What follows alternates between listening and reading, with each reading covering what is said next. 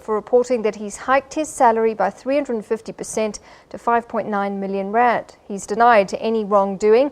Letsoalo joined PRASA last year from the Department of Transport to act as CEO following the departure of Lucky Montana over allegations of corruption.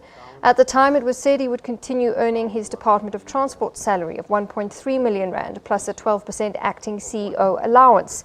But Letsoalo says he subsequently requested to be paid the same salary of 5.9 million rand, which Montana was earning, and that was approved by the PRASA board. He says the report alleging wrongdoing on his part is a smear campaign against him, and he will be demanding a front-page apology from the newspaper. Key economic indicators out this week will shed more light on how the economy started the year. Trade figures and private sector credit extension data for January are released tomorrow, while factory activity comes under the spotlight on Wednesday.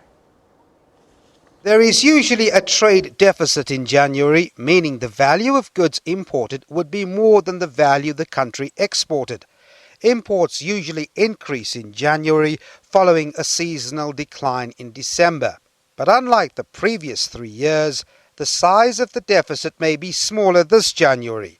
Economist Camilla Kaplan from Investec says global demand may have boosted exports and poor domestic demand may have dampened imports.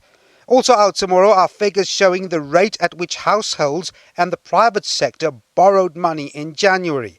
Growth in credit extension has slipped from double-digit rates in 2015 to 5.1% year-on-year in December last year. The reason is highly indebted households and poor business confidence. There is scope for borrowing to increase and stimulate the economy, but economic activity has to pick up this year. Factory activity is under the spotlight on Wednesday. ABSA's Purchasing Managers Index will give some indication on what the activity levels on the factory floor are like. After contracting for 5 consecutive months between August and December, the index lifted into positive territory above 50 points, thanks largely to new sales orders.